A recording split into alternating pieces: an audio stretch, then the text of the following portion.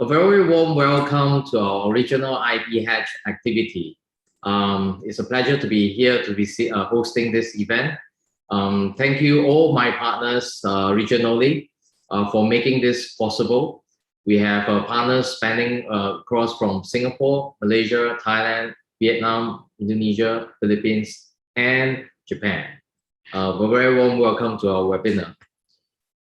This is part of the IP Hatch activity series that we have planned, and we are very delighted to introduce to you what is IP Hatch, and for those who are first time looking at this series. Jessica, please.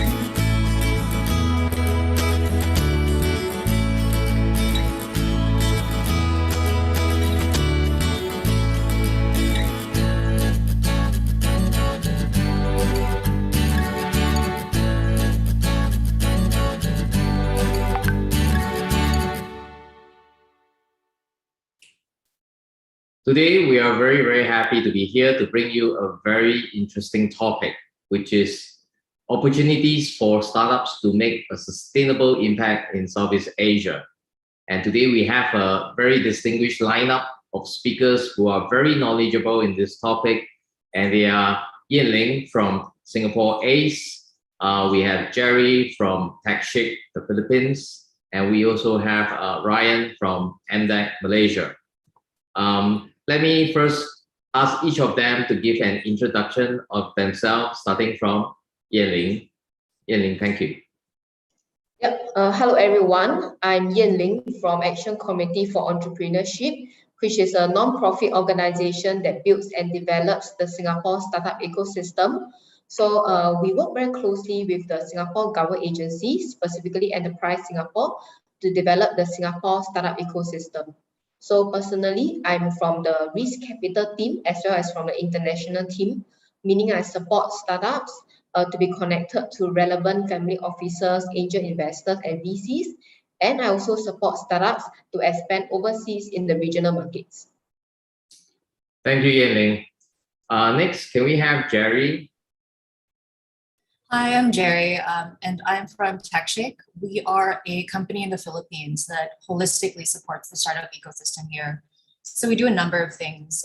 We work from an investment and startup advisory standpoint, working on business models, helping them raise funds, deploy capital, and we also run the biggest innovation conference in the Philippines. So happy to be here.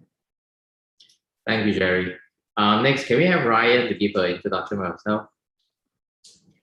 Hi, good afternoon, everyone. My name is Ryan. I'm from the Malaysia Digital Economy Corporation, or MDEC for short.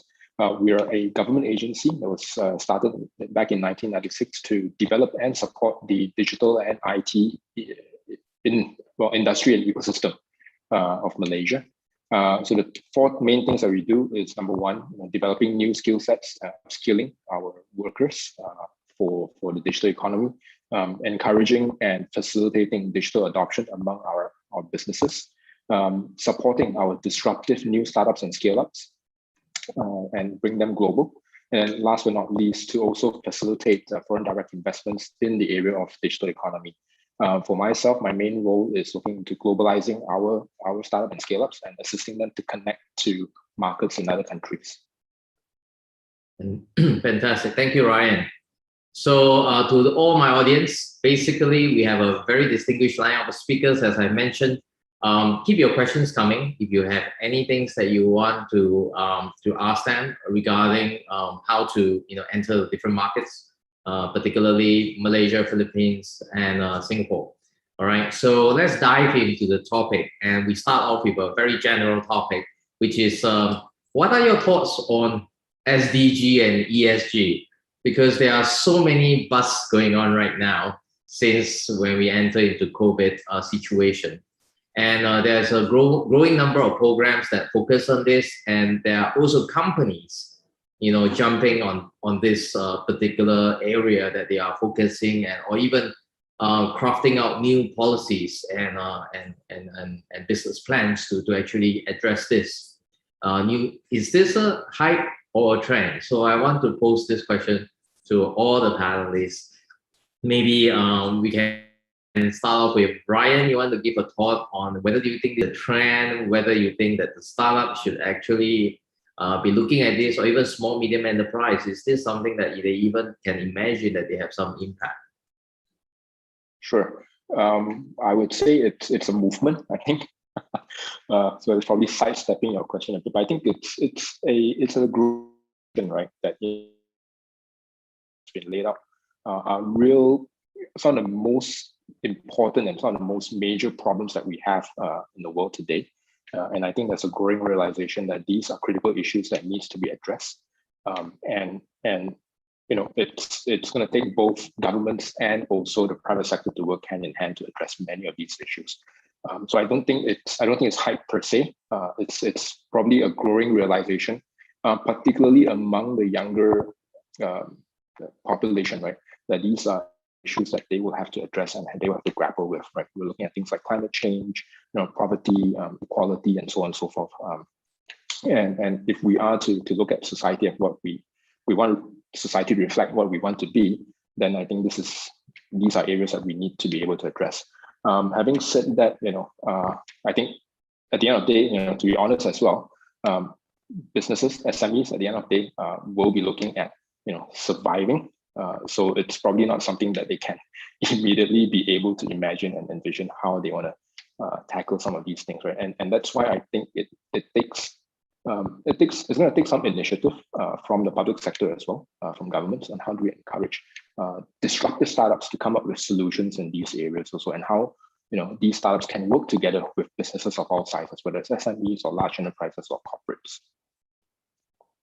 Thank you, Ryan. I think your thoughts are very, I think those are very relevant, because it's important that the businesses see how they are using this so-called movement or trend, you say, that you may like to describe it, that besides following it, I think making it a business case is also very, very key.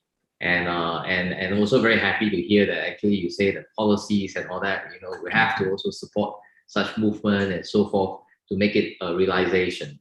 Maybe we can have some thoughts from Jerry. What do you think from your perspective? I totally agree with what Ryan said in regards to it's definitely a movement. I wouldn't say that it is a trend, or obviously it's being very hyped up, but I think that when we think about SDGs in general, it really covers a lot of areas that, quite frankly, I think apart from the environmental aspect and the gender aspect, were things that governments want to do in general. So I think what we're seeing here is there are very specific programs being put in place or regulations being put in place, not just to support startups or new businesses, but really to transform existing ones. And I think that we're starting to see kind of accountability put in place for the first time, even though it's very small, for very large companies that kind of produce not just carbon emissions, but really affect a lot of these infrastructural elements, whether they like it or not. I think on the startup side, there is not that much traction yet, at least from my opinion. I definitely think that there are areas which people might consider to be sustainable. I guess the most obvious example here is electronic vehicles.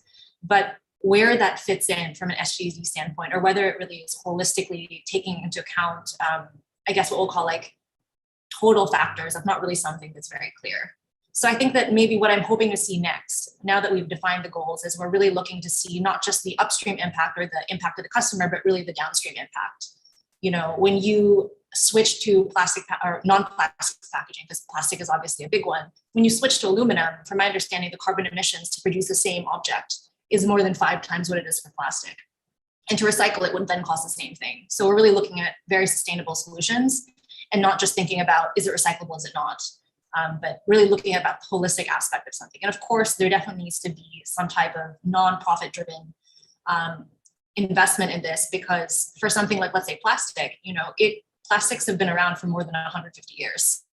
So the idea that we're going to have that same efficiency for bioplastics without having some type of subsidy, it's just really unlikely. And I think that really needs that support before that's put in place. Yeah, Jerry, I think those are very good point. Not necessarily we replace the old practice will be much more sustainable. I came across some startups in the Indonesia actually. They were looking at replacing with all the bio-grade kind of so-called bags, to replace the traditional plastic bags. But coming to their manufacturing process and all that doesn't seem that efficient anyhow. So I guess it takes some time. And also I catch one point from you that the pressure is now very much clearly on the corporates, starting off, to get them more sustainable and so forth, but then, there's a spillover effect that it will be coming down. And I guess that is something that probably in the coming years or the near term, that will mean that there will be more, it will be a good plus point. I mean, if I were to say that the startups start to have an angle on looking at that and see how they could contribute some of their business value proposition to the point of sustainability. Yeah, I mean, that's some of my thoughts. How about Yan-Ling? What do you think about this? Is this a hype? Yeah, so I think there's definitely an increasing focus. I wouldn't say there is a hype, because I think on a government level, there are a lot of talks between government to government on ESG related matters. But of course, I think a certain aspect of ESG is much more focused compared to some other aspects. So I would say that areas such as climate change is definitely one key hot topic that is often discussed among the government. So I feel that in terms of climate change, there's a huge focus on that. But other areas of ESG, perhaps not so much so. But I believe there is always taking small steps to achieve ESG related matters. So for example, on climate change matters, I think the governments agents around the world, they make commitments to achieve, like for example, lower carbon emissions and so on. And personally in Singapore, I can see, the Singapore government agency actually, pushing out, new initiatives regards to climate change matters. So for example, pushing out more EV pilots in Singapore, and also adoption of EV vehicles in Singapore and so on. So I think in the startup space, anything related to EV, be it providing service to these industries or and so on, will definitely see an increase in activity in this area. Yeah. Thank you, Yan-Ling. I agree with you that the environmental impact is something that many countries. In fact, I was reading a piece of news this morning that our carbon emission and all that is like totally way off, which was a surprising article, because I thought during COVID the situation would be much better because there are less people traveling, less plane flying, and so forth. But instead, this seems to work. So I guess that is definitely one very important point that we looked at. I mean, since we're talking about some policies, all right. So maybe I taking this opportunity, I want to ask Yan-Ling and also Ryan on government policies and support in terms of encouraging international startup, not just local startup. I mean, it can be both. Yeah. How do you think, is there any initiative, say for example in Singapore first, right? Are there any initiative or even ACE or other agency, how are you all supporting the ecosystem, locally and also international startups? Do you want to share something on that, Yan-Ling? Yeah, so I would say, in terms of ESG related matters, I think for the startup ecosystem itself, some of the initiatives, pushed out by the government will definitely impact the startup ecosystem.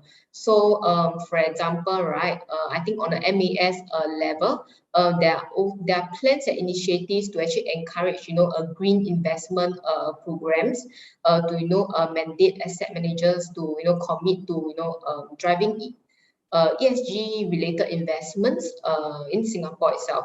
So where the money is, startups will definitely be created. So I would say that if in the event more and more funds are looking at ESG related investments, we'll definitely see more creation of startups in these areas. And also another type of policy would be that I think recently Enterprise Singapore announced that they set aside up to Singapore dollars 180 million for ESG related program that's expected to benefit 6,000 enterprises across the next 4 years. So this fund will help companies and startups to go green by providing training, workshops, project support, and also financing as well. So on a government level, we definitely see a lot of push into ESG related matters. So I would expect to see more and more activities in this area in the startup ecosystem. Yeah. All right, thank you, Yan Ling. So the MAS is the Monetary Authority of Singapore. It's very interesting to see that even so, the fund, the authorities such as them, they are very interested in the green funds, which apparently I see globally there's a lot of movement in terms of checking on the listed companies, whether they have ESG in place, and also what kind of initiative they are embarking on to have more sustainable solution for the world. How about Malaysia, Ryan? You have any goodies that you want to share with us from Malaysia point? Well, okay, goodies, maybe not so much goodies, but if I can share a bit of perspective on that sense, right? So what we noticed is that in the last couple of years, when the government of Malaysia has been announcing and rolling out the developmental blueprints, economic plans, and so on, there is a conscious effort to align a lot of these plans and initiatives to SDG goals. So much so that we see it's mentioned specifically in there, right? And as we see that trickle down when it comes to implementation and so on, we are starting to see also sister agencies like Magic, right, who also looks into cultivating startups. They have a specific focus on social enterprise and startups that create social impact also. So there is an annual accelerator that they run to bring startups, both local and foreign, through this what they call the Social Impact Accelerator. And they work with this program together with global VCs hand in hand together to run this program. So those are some of the initiatives that we see that both public and private sector is partnering together. We also then see that there's also a lot of focus in terms of developing what we call digital access, right? So access to digital infrastructure, right? And that I think has been a commitment from the government to continue to invest in such infrastructure to be able to then use this infrastructure to roll out more services, and these services then translates into potential spin-off opportunities. So one of the things that MDEC has been actively involved in is what we call e-Rezeki. So that's rezeki is a Malay word, I think loosely translated to income, right? So e-Rezeki is a program that we run, which brings together all the sharing platform or the sharing economy platforms in Malaysia. And together with them, we run programs to reach out to interested individuals to be able to participate on these platforms to create more income generating opportunities, right? So it could be things like gig work, right? So delivery riders, freelancing, and what do you call it, home improvement jobs and so on, right? So these are the kind of programs that we run to be able to create more opportunities for disrupted workers, or sometimes not just disrupted workers, folks. It's even for so like the home improvement workers to be able to create new channels for them to reach out to potential customers, right? And these programs and platforms are open to both foreign and local startups. So I think the last count I saw, there were like about 120 over such platforms that we work with together, okay, both local and foreign. And then at the same time, something that's very important to us as well is financial inclusion or financial health or financial resilience, right? Particularly in the last couple of years.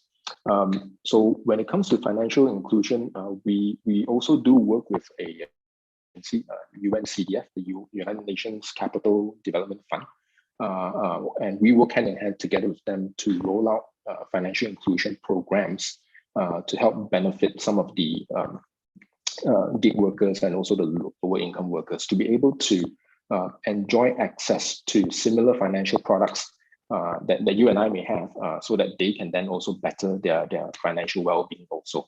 And that's important because when some of the statistics were shared, it's quite frightening, right? So we have, a relatively large pool of gig workers, delivery riders, and so on and so forth, but they lack the financial safety net.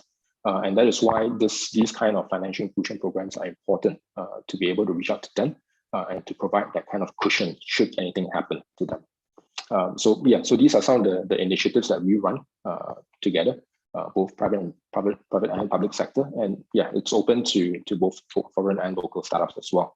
And also, interestingly enough, the Development Bank of Malaysia, Bank Pembangunan Malaysia, also has a SDG fund that's open, but this is open to local companies only, unfortunately. But it's a 2 billion ringgit fund, so that's roughly 500 million US. That's open to local SMEs and enterprises, right, to draw down from at very favorable rates to implement SDG projects within their own organization. So these are some of the initiatives that we do have in Malaysia. Well, I think that is a lot of support and definitely very exciting, and also very foresightful to look at some of the potential issues, especially just now you mentioned about the food deliverers, and which is a common trend. I think we have that problem in Singapore too. I think almost everywhere because of COVID. But yeah, I think those are very exciting initiatives, and definitely I find that if the startups could access, both locally in Malaysia and also the region, definitely there's a lot of interest, from overseas, like even Singapore startups, Japanese startups, or Filipino startups. I think those are definitely very exciting to know, because new markets is always very, very key. Yeah. Again, I just want to go back to you and maybe add on. Do you have anything you want to add on for the international startups? Because I guess I do know that there's some schemes available for startups in general, and they also apply to the overseas startups. Yeah, so I would say that for overseas startups, they who are looking to expand, perhaps in Singapore itself, to actually tap on some of the grants, they may do so, but I think it requires a certain percentage of local shareholdings in order to qualify for some of these grants. But definitely for Singapore startup ecosystem, we definitely welcome international startups, in some of the ESG related areas like climate tech, food tech, agri-tech, to actually set up in Singapore, to actually do R&D or to conduct their business operations. Yeah, thanks, Yen Ling. Listening to both of you, I think if I'm a startup in that space, definitely I'm very excited to now go to the internet and start searching what is available out there.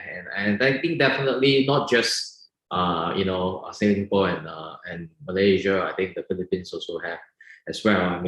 That is something that maybe we'll talk about it next time. Let me go to the next interest point that I would like to actually ask. Currently, what are the key trends of the sectors you observe over the years on this movement? Or startups that are trying to brand themselves, because actually I came across a number of startups, right? Initially they may be not looking at SDG, but suddenly recently they say, yeah, we're trying to address some of the problems, like ESG or being ESG or looking at the sustainable goals. Do you have any come across any such startups in your country, and are there successes? Are there failures? Anything that you want to share? Maybe Jerry, we start with you. From the Philippines, you observe what is the key sector? I think you mentioned about EV and so forth. That's not the Philippines, but in the Philippines, I think that what we see from the startup environment is, in terms of directly contributing, I think it's two things. The first is really reducing consumption. So a lot of what we'll call like circular economy startups. Some are very focused on kind of like key areas. A big one is fashion. As you may know, clothing is actually, I think, the third largest contributor to carbon emissions to pollution. So that's kind of like one major aspect that people are dealing with. But then there are companies that think about different ways of addressing just, again, like circular economy, maybe like reducing a lot of the pain points, talking about distribution.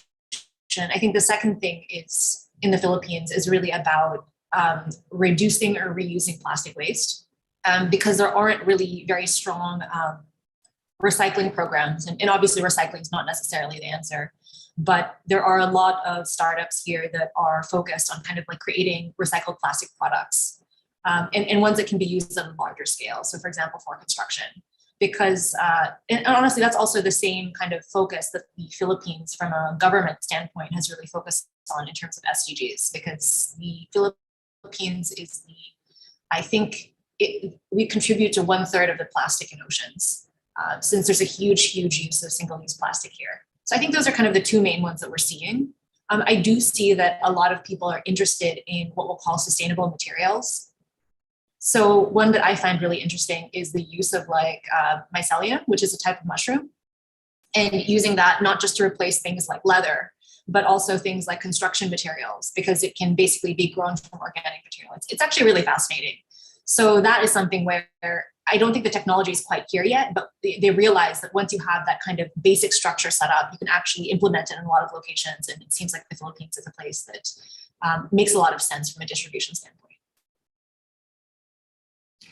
Well, yeah, I mean, those are very good insights, because I think what we would like to hear is really from the local angle, what is the current trend? And I think plastic waste is I think in most of the countries problem, especially in Southeast Asia. We're so used to embracing plastic in our everyday life. I don't know. I mean, it's like when I look across the room, there will be so many things in and that will definitely not be sustainable in a way. Yeah, and using mushrooms for construction materials, I think that is also something very interesting moving forward. And I see there are many movements on how researchers are exploring new materials and new way to try to less stress the earth or less produce carbon emission and so forth. But those are like what you say is part of it.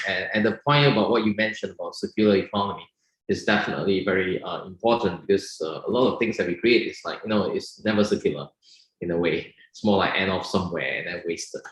I think those are very good points. Yan-Ling, what about you? Any observation you see from Singapore in terms of the trend on this particular sector, on sustainable companies or startups, which area they are focusing on, anything new that is coming out? Yeah, so I think in the startup and innovation ecosystem, in the ESG related matters, we see more and more, startups, collaborating with corporates with regards to corporate innovation in some sectors, like for example, the energy sector. So for example, in Singapore, there's SP Group, who runs an accelerator program, and there's Scouting for International Startups, and there's also NG Impact, also working closely with ESG related startups in the energy space itself. So when we see more and more corporates, willing to actually work together with startups to co-innovate on certain solutions together, I think this increases the vibrancy of the ecosystem itself, and we see more and more startups in this space mostly because there's more stakeholders in this place. So for example, by working closely with the corporates, startup gets potential really pipeline of deals, to actually grow their business, and they can tap on the corporate network of resources to actually tackle the ESG related matters together. So yeah, this is definitely a trend that I see in this space. Yeah. Yeah, I think that's a very good point. I think corporates, they tends to be big and they tends to be slower in adoption of changes and difficult for them to implement change immediately. And I think this is a pretty prominent trend that corporates are trying to work with startups to leverage on their agility and the speed that they can actually respond, and also to test it and see what works and what's not working. And I guess this is a very good source for startups and internationally to really look at what are the problems that these corporates are solving. And of course, very important point that maybe I just like to share is that no matter what the corporate want to solve, as a startup, you have to think about your own value proposition.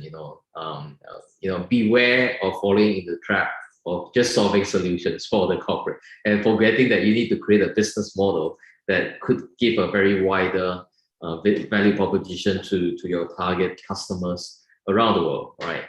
Because we are kind of all digital, we are connected. There's no point just creating solutions for just one particular area, which I like to encourage startups to think about that. Thanks, Yan. Ryan, what about you? I mean, in Malaysia, what do you think? Is there? I mean, Malaysia being, very different from Singapore because we are, you have so much resources and so forth. I bet you have another different element to add. Yeah, we're same but different. So. So I think for us, or at least myself, in what I observe, right, the trend in Malaysia has always been very much fintech, and I don't know why. For some reason, we seem to spawn quite a number of fintech startups, and many of these fintech also then start to look into some of these financial inclusion goals. And just this morning we had a meeting with a very large e-wallet player in Malaysia, probably the top 2 or top 3 in Malaysia. And they started as a pure play e-wallet, right? But we all know, that's not the end game in mind, right? The end game for any fintech e-wallet player is a lot more than just payments. And they got it right. So by just starting with payments and e-wallets, they actually then started doing things like credit scoring and lending to micro enterprises. And in fact, they told us the first micro loan they gave is only $100. So those are the kind of financial access that these kind of digital players can enable. And I think with Malaysia going to announce our digital bank licenses next year, that should unlock a lot more access to financial products to the underserved or even the unserved market. And I think looking at the landscape of Southeast Asia, that is a major pain point, a major problem that many countries in Southeast Asia face, right? So even like in Malaysia, when we look at statistics, it may not be so apparent, right? So I think if I remember correctly, like 80% of us are already banked, right? But we also forget that many of these banks are actually underserved. So although they may have a bank account, they may not be able to access all the products that they may require, just to start a small business. So that's where players like that come in. So imagine, if we look at a market like Indonesia, where the population is so much bigger, where access can be even more difficult, just because of geographical location and income levels, and maybe even sometimes lack of data, right? So how do you find out whether or not this person is credit worthy enough, right? So I think that's where some of these players can come in and make a difference. So we do see more of that coming in, and I think I'm hopeful with the digital bank license coming out, that should start to gain more traction. I think of late also circular economy players are also coming in as well. So like what Jerry mentioned, I think for us right now, what I see it's a lot of it is players that are facilitating and reducing friction when it comes to recycling. And maybe even reduction of waste and so on. So those players are also coming in. And of course, in the last couple of years, it's about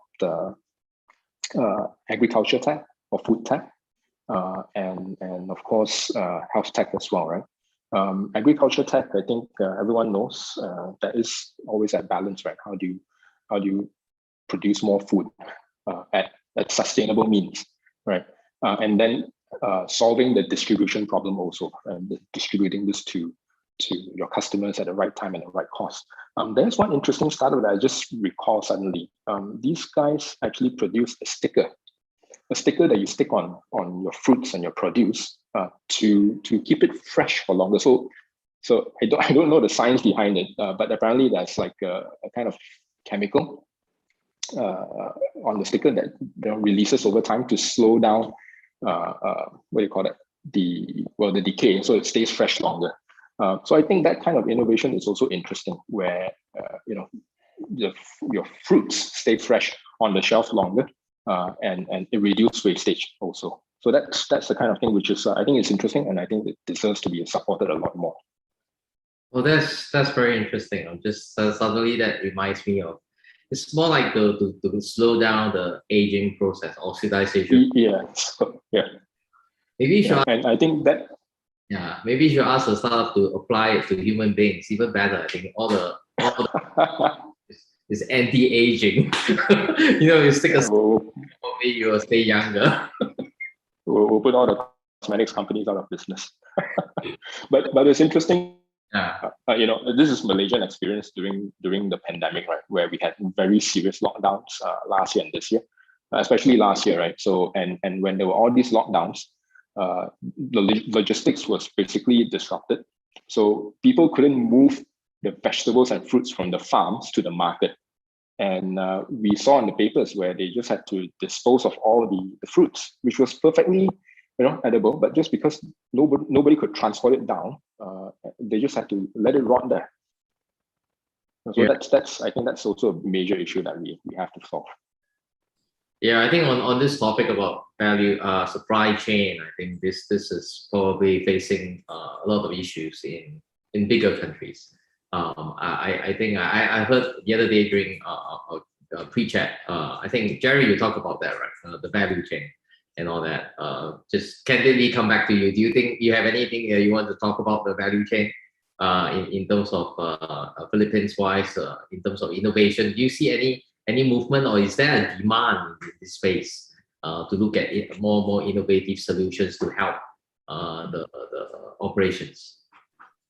This is a bit of like a controversial opinion, I guess, but in regards to the food supply, not just in the Philippines, but in many countries, I think that it's not necessarily about innovation, but actually a return to what we'll call like holistic food production. So there are kind of maybe two areas here that I think I specifically find very curious. The first one is how we've shifted to monocrop, and that's really to increase efficiency. But that's kind of had very negative impacts in the ecosystem, as mentioned before, both in terms of like deteriorating the soil because of the heavy pesticide use. In order to sustain that, it kind of like reduces yield over time, and it's very difficult to recover that land. The second one is actually in regards to, there's just been this big shift away from meat. And there's been a lot of like, hey, promoting meatless alternatives, particularly like very, very heavily processed soy.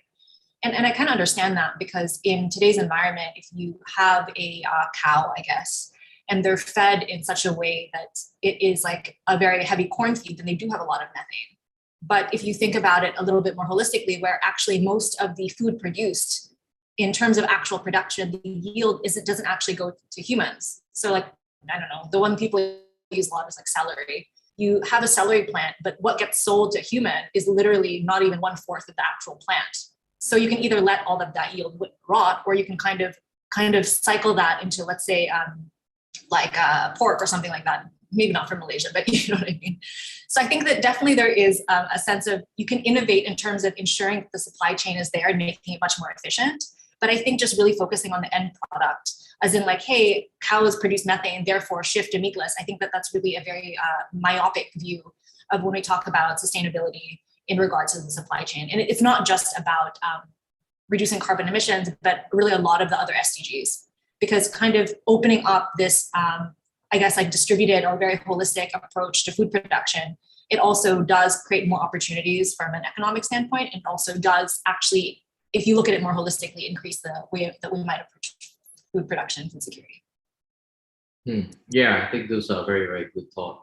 Yeah, it's not just reducing carbon emission, but there's a lot more for companies and startups to consider, when they're coming to, looking at what is sustainable. So, I mean, with that, I was just thinking, since we're talking about the topic of each country, what do you think is the, each of your region or each country, which are the areas that you'd like to see more so-called startups to look into? Because maybe what the obvious areas most of the startups are already looking at. Is there any other areas that you think that you would desire more actions and also involvement from companies or even startups, to look into? Maybe since we are with you, Jerry, what you want to give a word on that? So I think that just in terms of like impact, it's not necessarily so much with startups, but with corporations. Because like, for example, when we talk about the plastic issue, a lot of that comes from CPG or FMCG, right? And so I think that maybe the opportunity for startups isn't inherently like creating a startup that is direct to consumer or solving a specific consumer problem. But what we see is that a lot of these big companies, whether they're energy companies, whether they are FMCGs, they really kind of require an outside approach to solving a problem. And I think that's really maybe where the startup opportunities are. And I think maybe a slightly easier way to address that is to kind of look at the regulations that a lot of these companies need to begin to address within a specific time period and work in that space. That being said, I think from a startup perspective, I wouldn't say that the opportunity is really to tackle the SDGs directly, but to kind of model the corporate approach, especially as they begin to scale. Because I think with larger companies, there's not necessarily that pressure to work on things like, for example, changing the wage structure or gender inequality. They do have the opportunities, but it's like, it's hard if you don't see a very clear example of how other companies are able to succeed in that way. So I think that, and they definitely do that. They definitely do model it, but I certainly believe it needs to be at scale. Yeah, I think those are very good points. How about you, Ryan?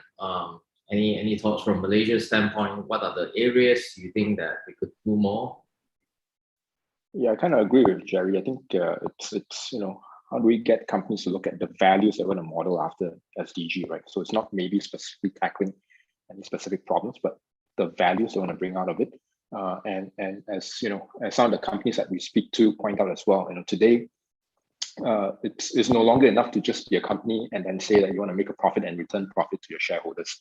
You also have to sell a purpose, right? What is the purpose of your organization? What's the purpose of your business beyond serving profit objective, of course? So I think that's where I do feel that it's important where we're able to then align the entire organization to these kind of key values. But specifically, to answer the question that you posed, it's a tough one. I think maybe it's not just startups per se, but holistically, all the stakeholders within our ecosystem, government, startups, corporates as well. I think what I would like to see more of and more effort is looking into sustainable cities in Malaysia, right? We do see in Malaysia there is a trend on urbanization. I think today there's 75 or 77% of Malaysia is considered urban, and we're seeing a lot of migration right from rural to urban for economic opportunities. So how do we make cities more sustainable, more livable for everyone, right? And we're really starting to see, and I think I hope you don't mind if I point it out, right? So even Singapore is experiencing things like flash floods, right, in a heavy downpour, and something that we experience regularly in Kuala Lumpur. Right. So how do we then look at infrastructure and make these things more manageable as well?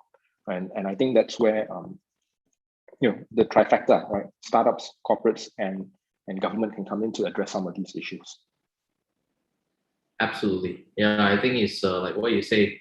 Many different stakeholders are involved, and definitely it's good to look at what are the growing issues or existing unsolved problems. and what are the new trends, like you say, in building new cities and smart cities that could be more sustainable. I think those are definitely very big items, and definitely as startups, they should observe what are the trends available, and see what they can do to play a part, or even corporates, yeah. So how about Yanling? What do you think from Singapore standpoint? Being pretty urbanized, what are the areas that you think still lacking or could be done better? Or what kind of startups or areas of sectors you think that could be improved? Yeah, so I would say that the Singapore government is looking at, I think, apart from energy tech, also looking more towards agri-tech as well as smart cities. So for agri-tech itself, I think the Singapore government, they want to actually strengthen Singapore's food resilience, and they have this 30 by 30 goal, which is to produce 30% of Singapore's nutritional needs locally by 2030.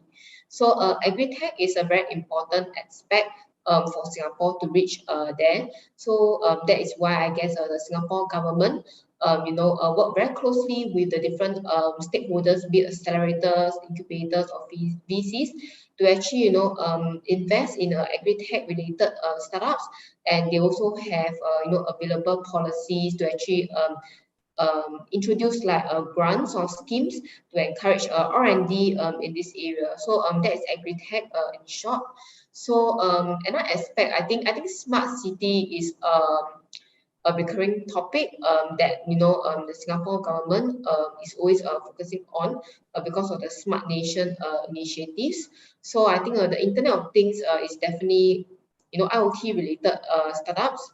I expect to see more and more of them in this ecosystem itself to actually support the Smart Nation initiative itself, because a lot of times I think we need to collect more data in order to see what are some of the changes that can be made better for the industries itself. Yeah.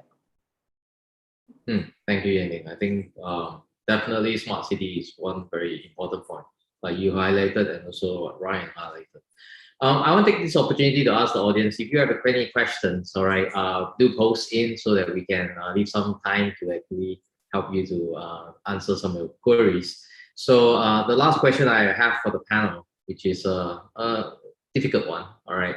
Do you foresee this sustainable movement to be still there in the next 5 to 10 years? Because we see many movements kind of fizzle off after time. Right? Ryan, what do you think? Thanks for making me go first. But jokes aside, I do think it will be there, and simply because I do feel that a lot of these problems or challenges that's being listed are very real, very existential to us, as to all of us, right? It's not just limited to one country. So I do think it will be there. The movement will still continue. I think maybe what we probably want to see is more emphasis, more policy support, and more interventions from the relevant stakeholders in these areas. I see. Okay. Yanling, you have any thoughts on that? Yeah, so I think it will definitely be here to stay because I think in this area itself, there's a lot of problems to be tackled and to be solved. And with so many government being committed to drive sustainability forward, I think it will definitely be a trend here to stay. Yeah. Good point. Jerry, how about you? So I think that being sustainable is like being healthy. It's always going to be something that exists. That being said, I think that as we begin to learn more, what we consider to be sustainable versus not will change quite dramatically.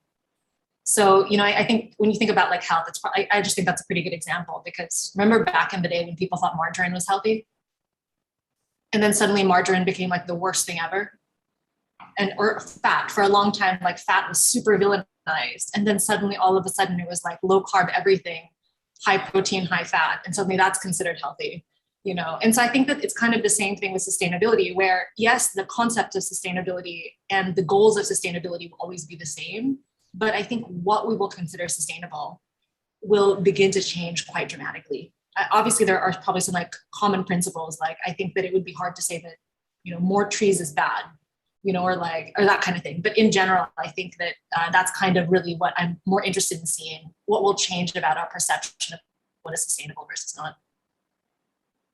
Yeah, I think that's very interesting point, because especially when you talk about the diet, right? Yeah, it is interesting how people are telling me eat more fats and less carbs and you know, so you are changing practically the whole sort of diet, you know, that and which means that it boils down to production of food, all right, and what kind of focus you want, and also it boils down to also the restaurants, you know. I guess what I would see is that startups or even companies, you know, when they look at this topic of sustainability, I agree with all of you on your points that eventually it boils down to what will be eventually adopted, you know, as a final solution or product to the market, and that is acceptable. You know, and also, you know, human beings are kind of still evolving around what we usually do. The only thing is how can we change our practice? That is also one of the key observation I have. Just for example, COVID enables us to do video conferencing like this. We have a panel discussion, which is usually physical, which means that, you know, we have to fly everyone down to somewhere, you know, to have this panel. And because of COVID, we are able to change the behavior, but not because that we want, but it's the situation that kind of forced us to be, which I think is a very, very good form of change, because it connects people quicker. The technology has been around for more than 20 years. It's just weird that it's not being used, because human beings like the physical meeting, which I believe is still needed. It's just that, you know, for some things like this, to make it efficient sharing and so forth, I think to bring people so-called more easily come online to share thoughts, I guess this is a very fantastic way to change. And I want to leave this thought with the audience, of course, in terms of sustainability is really how you perceive the world will change and evolve for the best of the humankind. All right. So I think we have some questions. I think we have two questions. All right. One is more pertaining to IT, which maybe we'll answer it shortly later. The first question that I want to address is, how should startups make connections with corporates for mutual collaboration? Anyone want to take this? I can take it. Sure. I'm sorry, excuse me. I think that if you look at, just an easy starting point is most companies, not most, but I would argue that in every MNC or in the top 100 companies in most countries, there's probably a chief sustainability officer. And I mean, I don't know if you feel comfortable, but I would just hit them up on LinkedIn. So, you know, that's probably the easiest way. And at that point, you know, there are events, all of those kind of things. But if you have a specific solution, you feel like it's geared to a specific industry, quite frankly, the title already exists. So they're very searchable, just as a starting point. Good point. That's a very straightforward one. Yan Ling, you have anything to add on corporate collaboration? I think because you were talking about a lot on that. Is there anything you will add? Yeah, so I think that more and more corporates, they actually set up this corporate innovation team, which, you know, they are very well versed with regards to, you know, bridging, the collaboration between startups and the internal business units. So I would say that in Singapore, there are more and more corporates that set up their corporate innovation teams, and they're always on the lookout for relevant startup solutions to actually co-innovate together. So, you know, some of them are more structured approach in terms of scouting for startups. It could come in the form of like a corporate innovation challenge, or it could be an acceleration program and so on. Or they could work with, you know, other organizations involved in corporate innovations to plan, certain activities or initiatives, like for example, pitching to the corporates or corporates doing reverse pitching to the startups and so forth. Yeah. Good point. Ryan, you want to add anything on this? Yeah, well, maybe this is more of a pitch on my end. So we do have also a corporate innovation practice here. And by that, I mean, we have a team that works with corporates in Malaysia to sort of gather and compile all the pain points and problem statements that they have. And then we publish this on a website, which we call the MDEC Innovation Exchange, MIX Mix for short. And startups are then also welcome to come in and present their innovations or their solutions to some of these pain points and problem statements that we've gathered. Yeah, I think as of this year, we probably have matched about 1,000 over startups to the corporates in Malaysia. One catch is that you've got to be a startup in Malaysia to be able to participate in this program. We don't discriminate whether you're local or foreign, but you just have to be here to participate in this program. So that's something that we do work together closely with corporates to spur such corporate innovation. So maybe I just want to have a deeper question. So you mean that the foreign startup, if they want to do something with the corporates in Malaysia, they have to set up a company in Malaysia, so before they can use the platform. Am I right? Oh, well, for the platform, for the program that we're running, yes. I see. Yeah. I think for the otherwise, otherwise then it's like what Jerry said, right? So entrepreneurs, you are hustling. So hustle on LinkedIn, hustle on social media, get in front of your potential prospects in events, places like the panel that we have here, to get connected. Fantastic. Yeah. I mean, for the startups out there, do take note of this point, and definitely I think you need to check out the website that just now Ryan has mentioned. I think we have one last question, but a little bit mixed between IP and also collaboration with organizations. So the question is about he's from Philippines, and his startup revolves around patent registration for closed loop sustainable construction technology for housing. He has not a patent before, and he had limited resources for filing a patent application. So are there any organization that could help him or collaborate with? Anyone have any come across such initiative? So the problem is specifically in regards to pursuing a patent? Yep, he has a patent, and he has an invention concept probably, and he would like to file it into a patent, and he wished to perhaps work with an organization which could provide him maybe capital or resources to file the patent. I see. I don't think that, as far as I'm aware, there's an organization that specifically helps in regards to patents. That being said, there are patent-specific lawyers, and there are a lot of companies that provide generic grants, assuming that you are falling under kind of an area that they focus on. So I think that's kind of the area that I would pursue, and I wouldn't limit myself to Philippine or Asia-only grants, because I've noticed that when it comes to SDG-specific areas, as long as it's covered, they're generally willing to give those grants. And being in the Philippines, the labor costs are a bit lower. So if you're able to find a grant that's kind of, from a country with a better currency, then that it'll be in your favor. So that's kind of the recommendation, rather than trying to package it all in one. I would look for a lawyer, but then I would also look for a grant for the area that you're specifically focused on. Last thing is, there are lawyers that work pro bono on aspects like this. So that also might be something that you might want to consider. And depending on where you are in your cycle, you might need legal counsel in general. So it's possible that you, again, depending on your situation, you might be looking for a longer term relationship with maybe some type of like equity relationship or something like that. Yeah, Jerry, those are very good points. I think looking for grants and potential lawyers that you can actually work with could be one area.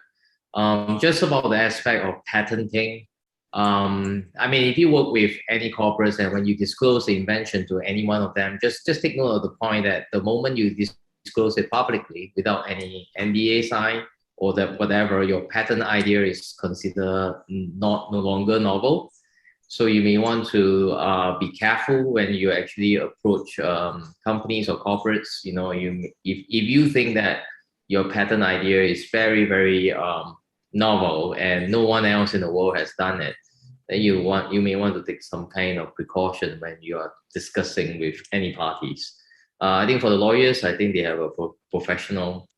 I mean, they need to have certain professional conduct. I think that may be fine, but you may want to take note of that. Okay, I guess that addressed all the questions, and I think we almost come to the end of our webinar. I hope all of the audience have a very, very good takeaway in this topic that we have discussed today. It's very exciting to hear from all the panelists, their viewpoints, and also the development in each of the countries. And I believe that you have taken a lot of knowledge away from this. And thank you once again. Thank you, panelists, for your time with us. I know that your time is very precious for your end. Really appreciate for you taking up this precious time of yours to join us in this panel discussion.